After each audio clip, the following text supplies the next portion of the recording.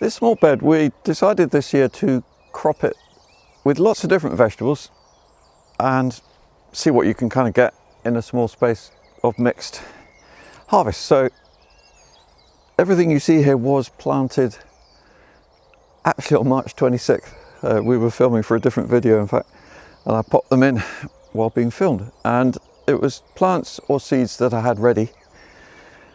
And if I start from the end, you can see what's here. So that's pea, alderman, my favourite tall, vigorous pea, which we're picking for shoots. So that's regular repeat harvest every 5 to 7 days for another 6 weeks or so. Between there was some rocket, a spring planted rocket, which doesn't crop for long because then it flowers and gets lots of flea beetles, so that's now come out. It's a bit of a gap there, but these plants will fill that up because next to that we have carrots now coming really nicely. So they were sown 7 weeks ago and they're just about to really take off. Carrots always take a long time to get going. They're small seeds, they're little plants. And then the fennel, and this is looking a bit sparse because it was actually crowded out by spinach until 5 days ago, and that was spinach that had been planted in October, so was well rooted into the ground. It was very prolific this spring, and we were picking at small leaves for salad, and then some of them were just starting to rise up a bit, so I thought we'll take them out, and that will allow the fennel, which had been struggling a bit for nutrients and moisture because of the spinach, to enter its last and rapid stage of growth, all being well. I've not actually tried this combination before, but it's looking quite promising to me. You can see the fennel bulbs just starting to swell a bit, and because it's an early fennel, that means they will need harvesting in June. If you leave them too long in the early summer, they then rise up quickly to flower. So that's for June harvest. Here we have onions, so that's bulb onions, but they're thick clumps. There's average of 8 or even 10 sometimes in a clump, which means that to get a decent sized onion, that's too many. So we'll twist out some of the onions in about 2 weeks to eat as salad onions. So it's a kind of double harvest there. The lettuce here we have been picking already. So 2 harvests so far, taking off the lower outer leaves. And finally some beetroot on the end, multi-sown beetroot, which will crop in about 6 weeks time. And then all of these plants, I'll have some new plants ready to pop in as soon as these finish.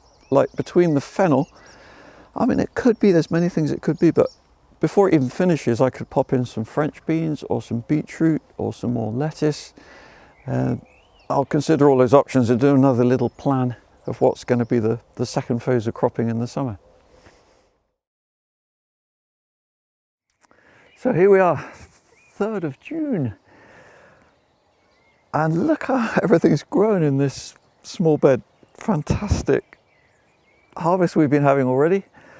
Mostly lettuce actually, and pea shoots and spinach. The spinach that was here 3 weeks ago has now finished. It was starting to rise up to flower, and around about the time soon after we were here filming last, we just twisted it out, and these small fennel plants that were between the spinach, they've just gone whoosh. So what I want to do is just take it line by line and do 1 or 2 picks just to demonstrate what's ready now and how things are growing and what you can expect to harvest also ongoing a little bit. Starting with the beetroot here, for example. So these the multi-sown beetroot, bolt hardy, and they're swelling up.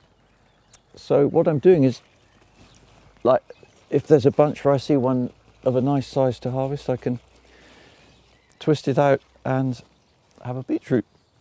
That's actually the first one I've had, and there are a few now, so we'll be coming back to these over the next month to twist out a few beetroots now and then when we need them. Whereas the lettuce is much more ongoing. Every week really, it needs picking every week is best, because then the leaves don't get too big and the plants stay tidy. So I just go around the edge, taking off the outer leaves, twisting gently as I do to get all the stem off. That's all the stem of each individual leaf, and then you get nice harvest of the outer leaves each time, and come back in a week and you'll get the same again. And then the onions, these are bulb onions, but because they're quite a few in a clump, again, you can do this thing of, in fact, I'll need my knife for this because they're quite deep in the ground, and so I'm just easing it gently and using the knife just to cut in at root level a little bit and pulling it up. And then there's basically a spring onion, but it's red onion, as you can see, so it's really nice onion to eat as a salad onion. And that leaves, say, 4 or 5, maybe 6 in a clump to grow on and make bigger bulb onions later on. And here in the fennel we have a continuing sequence of interplanting. So just last week I popped in these French bean plants between the fennel, because the fennel's going to finish soon. Within 2 weeks this will be all harvested and eaten, and it needs to be also because the fennel does start to go up to flower in June, so you can't just expect it to carry on growing and swelling. It's pretty much optimum stage now. And in fact, there's one here where, I mean, this is one of the very ready ones, looking really nice actually. So I'm just going to twist it and pull it a bit, and then I'm cutting at the root, and well, there we have a gorgeous fennel. In fact, I just trim off the base of the root, take off the, yeah, actually that's pretty enough. I mean, all of that is edible, but normally we've got plenty of this kind of foliage, so I'll trim it like that, and yeah, nice meal. So what that then is leaving is French bean plants nearby, which suddenly, when the fennel's gone, rather like the fennel did after the spinach was taken out, will grow nice and fast. And it's interesting because I read so often that other plants don't like fennel. Fennel has a bad effect on other plants growing, and yet it's working here, that's all I can say. The row of carrots which I sowed on 26th of March, so that's 9 weeks now. Normally you reckon 9-10 weeks in spring to get your first pulling, and here I am just gently easing out one of the larger ones that I'm seeing, and yeah, it's coming out nicely. That's early Nantes, a nice carrot. So there's a few here, one could just keep coming back and pulling them, and just early taste of something delicious.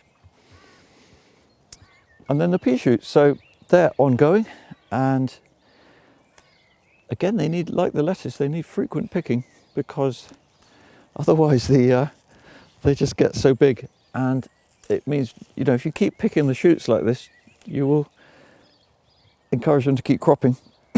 But they are just starting to flower, so that tells us that maybe there's only 3 more weeks of pea shoots, because the emphasis of growth will switch from making shoots, as in new stems, into flowers for pods. So in theory one could say stop picking in 3 weeks and then get a harvest of a few peas. It won't be many because they've been so relentlessly picked, but that is an option. It depends whether you want the space to plant something else.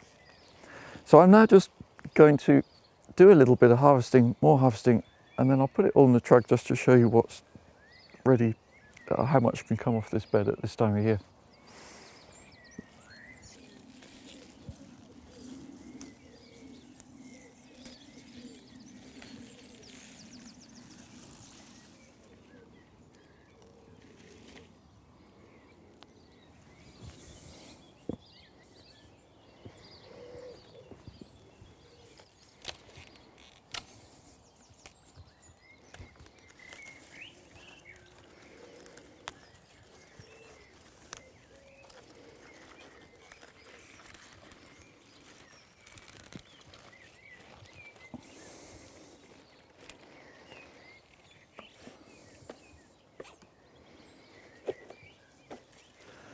So yeah, you can see what we've had from this one small bed, 4 feet by 7 feet, and lettuce leaves, fennel, beetroots, carrots, spring onions and pea shoots. That's pretty nice selection of spring vegetables from not much space, tight management, having plants ready. It's fun.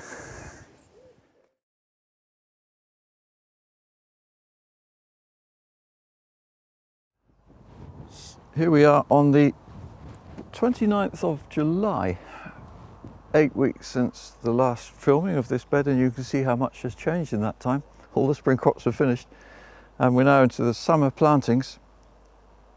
Some are going to plan, some are not quite.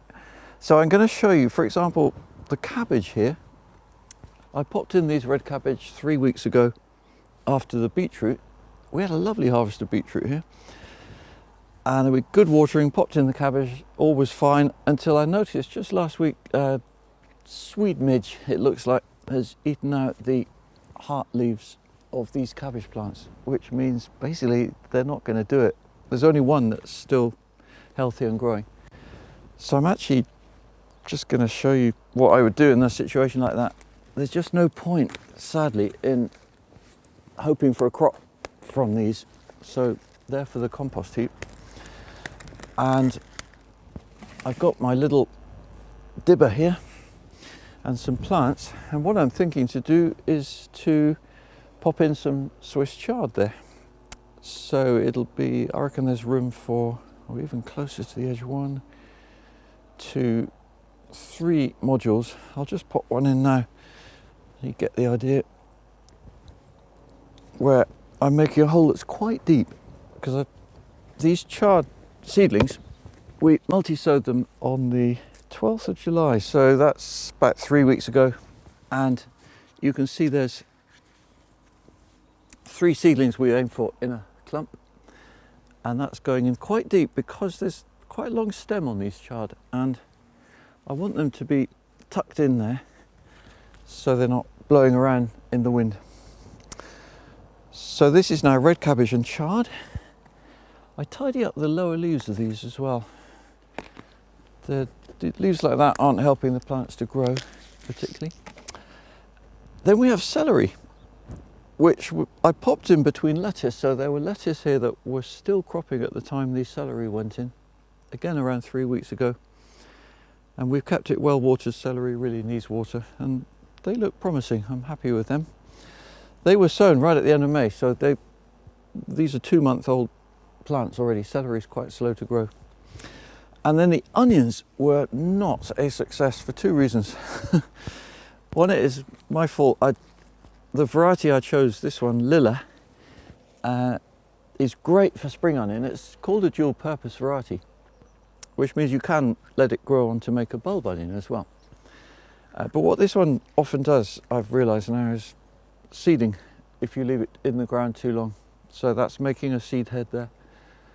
And it means that a lot of the energy of the plant's going into this stalk and eventual seed head, and there's relatively less actual onion there. And there is still a nice onion, and at this stage, if you get seeding onions out of the ground, you can eat them. You know, we were having some for supper last night and just put it all in, but if you leave it too long, this seed stalk becomes rather woody. And so actually we had a few spring onions from here, but that's all the onions we got. They were mostly bolters that we're eating fast now. So again, this is now empty space, and because at this time of year everything's growing so fast, it's really advantageous if you can have some plants ready to pop in and take advantage of the lovely light and warmth that we have in July. And I'm going to pop in some chicory seedlings. So these are chicories for radicchio, which we sowed just under 4 weeks ago, 4th of July, so 25 days in fact. And give you an example of, I'll just take one from the end there. You can see these plants are growing in not much compost. They've done really well. It's a very good organic compost, Moorland Gold. 1 seedling per plug, and in it goes. Again, quite deep. That's very dry, so I'll need to water that. Watering is important for the seedlings particularly, because until they get their roots down, they're very vulnerable to drying out on the surface. Then here, the French beans have just started cropping, and they're doing nice bean pods. This is a yellow variety, and we picked them on Friday, so that's just 3 days ago. And do you remember there were fennel here earlier on in the video? And they cropped beautifully. We had lovely big fat bulbs. The French beans interplanted between them, harvest the fennel, and then the French beans can grow on. So the French beans are the third planting this year. Spinach first, then from planting last October, picking through the spring, then the fennel, now the French beans. This is where we had carrots, and the carrots gave a great harvest. And as soon as the carrots were out, 2.5, 3 weeks ago, I popped in these leeks. So these were well-grown leek plants in quite big modules. Again, I made quite a deep hole, popped them in, and we've watered them well. And finally, on the end, where there were the peas for shoots, we popped in these multi-sown beetroots. So these should grow like the ones did the other end, 3 or 4 in a clump for harvesting October, November, even into the winter. And we'll come back here and have another look in 6 weeks or so, and you can see how all this has turned out.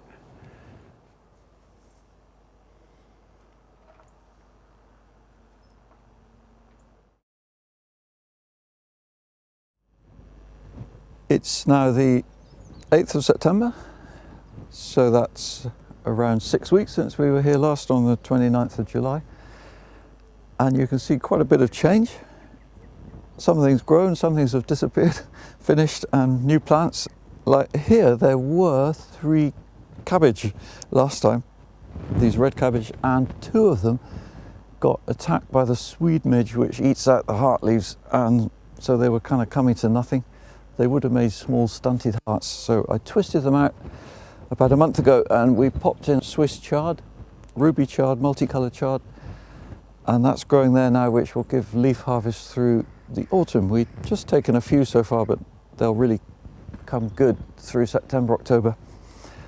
That's a nice example of how it's good to have some plants spare that you can pop in if unexpected gaps occur. Here, the celery that was about half that size probably last time, it's growing steady. Celery's not the fastest growing vegetable, but it's largely dependent on water actually, and I think we maybe haven't given it quite enough. It has rained some of the time. We also have been watering. The celery just needs a lot of water, and it's going to rain a lot tomorrow actually, so that'll be good. Otherwise I would give it some more water, and that'll be for harvest in about a month and onwards. These were not here last time. We popped them in early August, and they followed the onions that were here. So this was red onions, now it's these chicories, radicchio chicories, so they are going to make a heart, a nice round ball, all being well, of tight red leaves for harvest November. This was French beans, and between the French beans we popped in radish. So these are radish for the autumn. They're like mooly radish, with a bit of colour actually. I was given the seed, I've not grown it before, we'll see. You can see that the leaves are not looking brilliant. They've got a lot eaten by flea beetle mostly, that's making these holes. And the flea beetle particularly like the young small leaves. And then as the leaves get bigger, the holes also get bigger, and it all looks rather dramatic. However, the plants are surviving, and the flea beetles are now on the decline as they don't eat so much in the autumn. So bad as these look, I'm confident that they will pull through and make some nice radish, and we'll check that out in the last of this series in about 7 weeks' time. This, by the way, the radish is the 4th planting in this space. So this was spinach, then it was fennel that we'll have seen in the videos, and then it was the French beans, and now it's radish. An example of what you can do with interplanting. The leeks were small plants last time, so you can see how they've grown, and it's mainly maintenance. And there's one thing I do with the leeks is removing leaves like this, which are rusty. As the leek leaves get old, they get these orange spots, and then that's rust. And I find that generally it's worth removing them, because if you leave them, the rust spreads a bit more quickly. I've not found a way of stopping this rust happening, but I can keep it in check by doing that leaf removal every couple of weeks or so. And it's a bit the same for the beetroot, where I take to tidying the outer leaves. So I'm twisting off a leaf here, for example, which is starting to go yellow. Leaves like that are not really helping the beetroot to swell anymore. And we've also had quite a bit of leaf miner, which causes these brown blotches. I mean, that's a fairly small example of it, but it doesn't look good. And if you've got more than half your leaf is say eaten by leaf miner, you may as well take it off and put it on the compost heap. That's what I do, and then at least it's not spreading in the spot here. And there's one more thing I'm doing, which is the odd bit of weeding. So for example, I've just noticed a groundsel weed, one of my least favourite, because they're very rapid to grow from small seedling like this into flowering and then dropping seeds. So groundsel weeds like that, I'd either put that on the compost or leave it there. It's a dry sunny day, it'll dry. And that's, at the moment, we're not actually harvesting much from this. There's a bit of a lull time following the summer plantings, but there's a lot to pick here. From about a month onwards, we'll start taking the larger leeks, the larger beetroot. Then there's some celery. Harvesting radicchio about a month after that, lovely chicory hearts, and some chard also coming up. So it's a lovely autumn supply of vegetables from mostly the second summer plantings.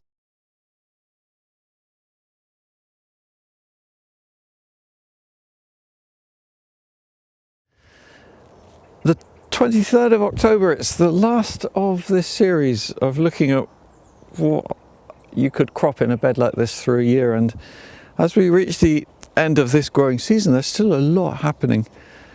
And I'm going to harvest a few things from what's here, just give you an idea of what it's like, and also some harvesting tips. Like there's one here which is actually not at all difficult, but it's just so pretty. It's just twisting off the larger leaves of the chard. So we've been picking from that. There's also actually a red cabbage here that's feeling beautifully firm. And you can see it hasn't taken up much space on the end. I lost two there, but the third one has come good. And then these chicory hearts are amazing. They're just solid, and you feel them firm. What I do then is I give them a little pull, because I don't want too much root left in the ground. They're probably ever so many fine root hairs there. It probably will regrow a bit, and I might need to remove that with a trowel. But then what I do is just take off these outer leaves, and you can see there's this beautiful heart in the middle, which is also called radicchio. In fact, if you take off even another leaf, it gets redder. They are wonderful things.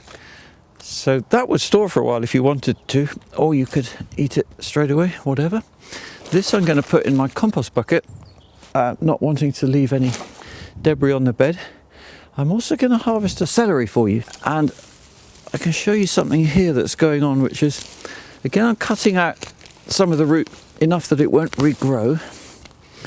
But the problem I've been getting here, and it's common with celery in a wet autumn, is septoria on the leaves, where you've got this browning. It's mostly the outer leaves, but sometimes it can then get bad enough that it discolours the stalk, the bit we want to eat, and it does stop them growing as well in the end. So it's not good news. And basically these celery, you can see we've harvested quite a few, and the rest are ready, needing harvest now. So I'm going to just trim off these outer leaves, and there is quite a bit of discard.